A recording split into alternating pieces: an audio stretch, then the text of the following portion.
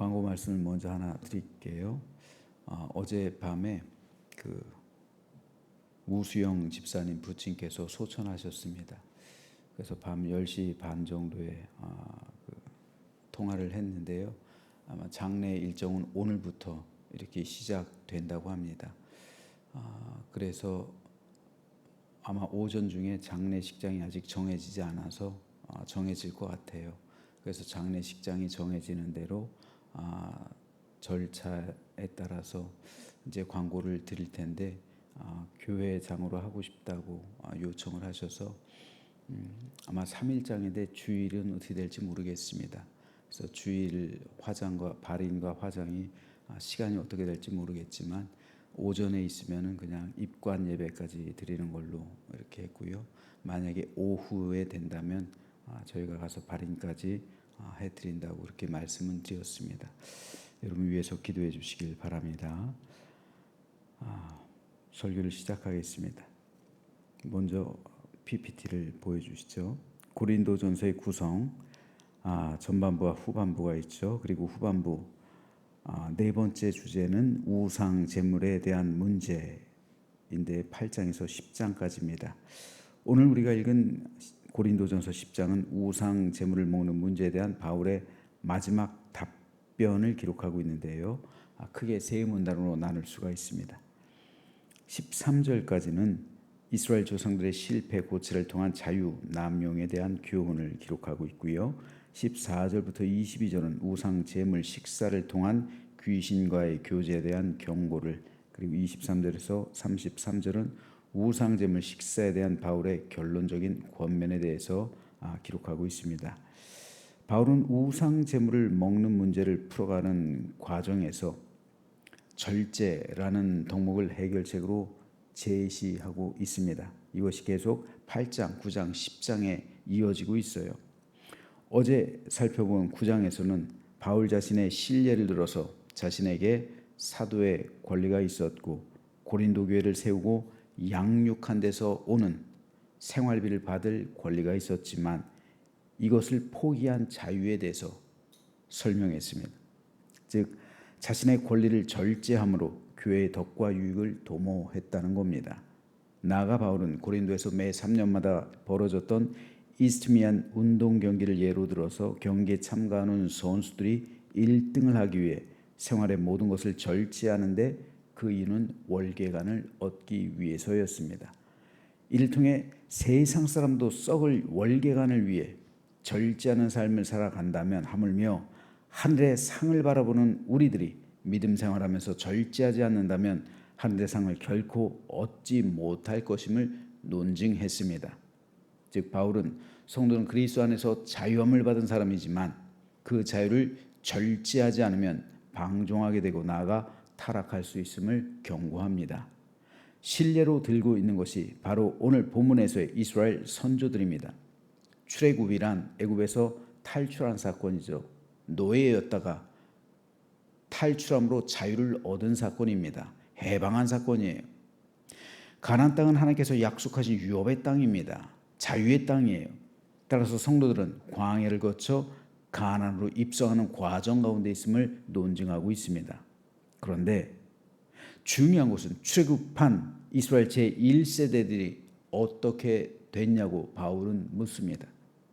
갈렙과 여호수아를 제외하고는 모두 가나안 땅에 들어가지 못하고 광야에서 죽었습니다. 왜 그렇습니까? 그들이 얻은 자유를 절제하지 못했기 때문이라고 바울은 설명합니다. 그래서 그들은 자신들에게 자유가 주어졌는데 그 자유를 가지고 우상 숭배하는 데 쓰고 음행하는 데 쓰고 하나님을 시험하고 원망하는 데 사용했기 때문입니다. 얼마든지 그 자유로서 하나님과 함께하며 하나님의 은혜와 사랑과 행복과 축복을 누릴 수 있었지만 이스라엘 선조들은 그 소중한 자유를 가지고 하나님을 대적하는 데 사용했다는 말입니다. 이것은 태고적부터 시작한 인간의 특성 가운데 하나입니다. 하나님께서 아담과 하와에게 자유를 주셨죠. 자유의지를 주셨어요. 무엇이든지 할 수 있었어요. 그런데 아담과 하와는 그 자유를 어떻게 사용합니까? 생명나무 열매를 따먹을 수 있는 자유도 있었고, 선악과 나무 열매를 따먹을 수 있는 자유가 있었는데, 인간은 그 자유를 선악과를 따는 데 사용해요. 구원받는 데 사용하는 게 아니라 구원을 잃는 데 사용해요. 지금도 마찬가지예요. 우리의 자유를 가지고 하나님을 섬기는 데 인류가 자신의 자유의지를 사용하는 게 아니라 하나님을 대적하는 데 사용하고 있어요. 동성애법이 그런 거잖아. 하나님을 대적하는 데 자유를 쓰고 있어요. 하나님을 찬양하고 하나님께 영광 돌리고 하나님을 아는데, 구원받는데 자신들의 자유를 쓰는 게 아니라 오히려 하나님을 대적하고 하나님의 진리를 벗어나는데 자신의 자유를 쓰고 있단 말입니다. 이건 인간의 특징이에요. 아담과 하와 이래로 시작된 그 태고적부터 시작된 그게 바로 원죄예요. 원죄의 뿌리가 그겁니다. 하나님을 영화롭게 하는데 자유를 쓰는 게 아니라 자기 자신을 높이고 교만하게 되는데 자기의 자유를 쓴단 말입니다.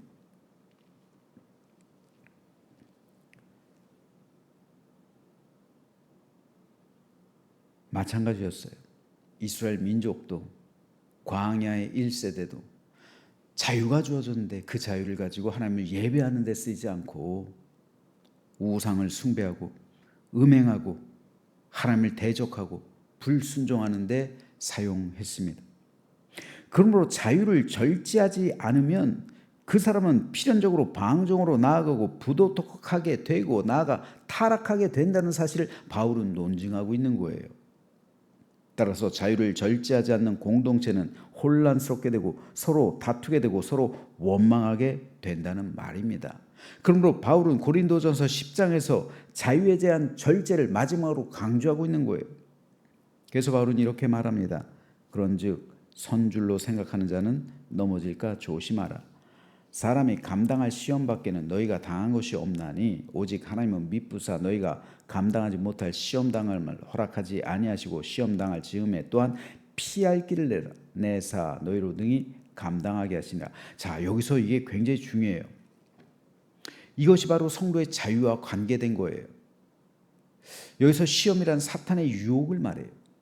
사탄이 성도를 유혹한다는 겁니다. 이건 누구에게나 피해갈 수 없는 문제죠. 즉 우리의 자유를 사탄이 유혹한다는 거예요. 우리는 분명히 이 자유를 가지고 하나님을 예배하고 하나님을 영화롭게 하고 하나님의 기쁨이 되는데 이 자유를 쓸 수도 있고, 내게 주어진 이 자유를 가지고 하나님을 대적하고 또한 하나님에게 불순종하고 하나님의 길에서 진리의 길에서 벗어나는데 내 자유를 쓸 수도 있는데, 사단이 이것을 가지고 이 자유를 가지고 시험한단 말입니다. 사탄이 아담과 하와의 자유를 시험했죠. 그 자유를 선악과를 따먹는데 사용하게 했어요. 광야에서 이스라엘 백성들 자유했죠. 하지만 그 자유를 가지고 우상을 숭배하는데, 하나님께 불순종하는데, 하나님을 원망하는 데 사용했어요. 그렇기 때문에 바울은 선줄로 알고는 넘어질까 조심하라고 말하는 거예요. 지금도 여전히 사탄은 우리의 자유를 하나님을 대적하는데, 그리고 하나님의 진리에서 벗어나게 하는데 우리의 자유를 유혹하고 시험한단 말입니다. 이것은 예수님도 겪으신 일이었어요. 예수님께서도 3가지 시험을 당하셨죠. 사탄은 예수님마저도 시험했어요. 하지만 예수님은 그 자유를, 이 자유를 둘러싼 이 자유를 가지고 기도하는 데 사용하시고 하나님의 영광을 위해서, 하나님의 뜻을 위해 사용하셨습니다. 겟세마네 동산에서 땀이 피가 되기까지 기도하실 때도 사탄은 예수님을 시험했어요. 하지만 예수님께서는 그 자유를 십자가를 지시는 데 사용하셨어요. 그래서 바울은 사람이 감당할 시험 밖에는 너희가 당한 것이 없나니 오직 하나님은 미쁘사 너희가 감당하지 못할 시험 당함을 허락하지 아니하시고 시험 당할 즈음에 또한 피할 길을 내사 너희로 능히 감당하게 하신다 말씀하시는 거예요. 즉 사탄이 아무리 성도를 시험하고 유혹한다 할지라도 하나님께서는 성도들이 감당하지 못할 시험 허락하지 않는다는 거예요. 즉 사탄이 성도를 성도의 자유를 가지고 시험한다 할지라도 하나님께서 피할 길을 내주셨다는 겁니다. 그 피할 길이 뭐예요? 절제예요. 그 피할 길이 절제라니까요. 그러니까 이 절제는 엄청난 무기예요. 사탄과 맞서서 싸워 이길 수 있는 무기가 절제인데 이미 성도에게는 절제가 주어진 거예요. 절제란 강력한 무기가 사탄의 권능에 대해서, 사탄의 권세에 대해서 대항하고 그것을 꺾을 수 있는 권세가 주어진 거예요. 이게 절제예요.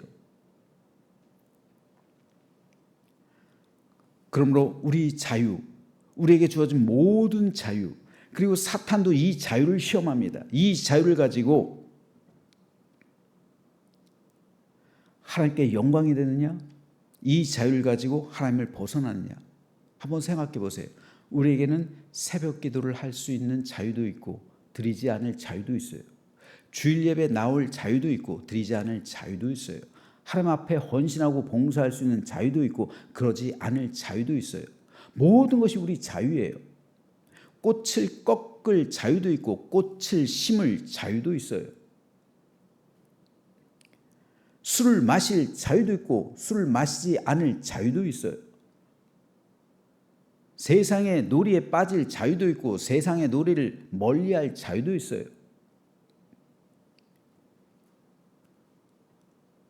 그런데 이 사단이 그리스도를 유혹한다는 거, 시험한다는 거 뭡니까? 그 자유를 가지고 잘못된 일로 사용하라는 거잖아요. 하나님을 대적하는 데 쓰라는 거잖아요.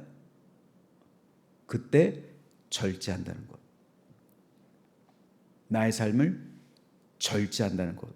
내 말을 절제하고 내 생각과 마음을 절제하고 내 모든 행동을 절제하고 그리스도께 하나님께 영광이 되는 일에 내 자유를 사용하는 것. 이것이 바로 절제예요. 이것이 바로 성령의 열매입니다. 마귀를 대적하는 강력한 무기가 되는 거예요.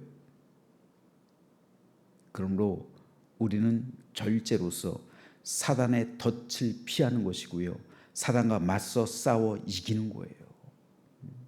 절제는 엄청나게 강력한 무기입니다. 이 절제를 사용하지 못해요. 그리스도인들이 이 절제를 사용하지 못하면 사단에게 패배하는 거예요. 그러므로 사단의 이런 시험과 유혹에 대해서 이길 수 있는 능력, 절제입니다. 생각부터 시작해서 내 마음, 그리고 내 마음에 여러분 우울한 마음이 생길 때도 있어요. 안 좋은 생각이 들 때도 있어요. 절제해야 되는 거예요. 성령께서 임하셔서 절제하게 해주십시오. 기도도 여러분 예전에는 기도원에 가서 기도하고 교회에서 부흥회 할 때도 절제시키는 기도를 많이 시켰어요. 기도도 절제해야 돼요. 잘못하다가 기도가 잘못하다간요 이게 이 마귀 들려요. 이거 기도도 절제시킬 수 있어야 돼요. 절제가 돼야 되는 거예요. 절제되지 않으면은 뭐가 됐든 절제되지 않으면 이 자유가 절제가 없으면은 사단에게 넘어가게 돼요. 그러므로 절제는 성령의 강력한 무기가 됩니다. 그러므로 저는 저와 여러분 모두가 절제로서 우리의 자유를 하나님의 영광을 위해 사용하게 되기를 소망합니다. 그래서 결론적으로 바울은 우상에게 드려진 제물을 먹는 문제를 매듭 지으면서 이렇게 권면합니다. 그런즉 너희가 먹든지 마시든지 무엇을 하든지 다 하나님의 영광을 위하여 하라. 먹는 것도 여러분의 자유고 마시는 것도 여러분의 자유입니다. 하지만 먹든지 마시든지 다 하나님의 영광을 위해서 우리의 자유를 사용하라는 말입니다. 성도는 자기의 자유를 제한함으로 성도를 사랑합니다. 자기의 자유를 절제함으로 교회의 유익과 덕을 끼칩니다. 그러므로 그리스도인의 자유는 나를 위한 것이 아니라 성도를 살리는 것입니다. 나 자신의 유익을 구하는 것이 아니라 교회의 덕을 세우는 겁니다. 내 마음대로 하는 것이 아니라 하나님의 영광을 위하는 겁니다. 꽃을 꺾는 것이 아니라 꽃을 심는 자유입니다. 하나님의 영광을 가리는 자유가 아니라 하나님의 영광을 드높이는 자유입니다.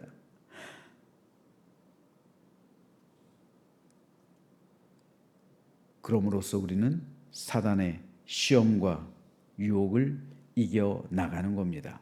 그러므로 저는 오늘 아침 저 여러분 모두에게 주어진 이 자유를 하나님의 영광을 위해, 하나님의 유익을 위해, 교회의 덕을 위해 사용하게 되기를 소망합니다. 그래서 사단이 오늘도 우리를 시험하고 유혹할 것이지만 절제 무기로서 승리하는, 그래서 의와 선한 길로 인도함 받고 구원의 길로 향해 나아가는 오늘 하루가 되시길 주님의 이름으로 축원합니다.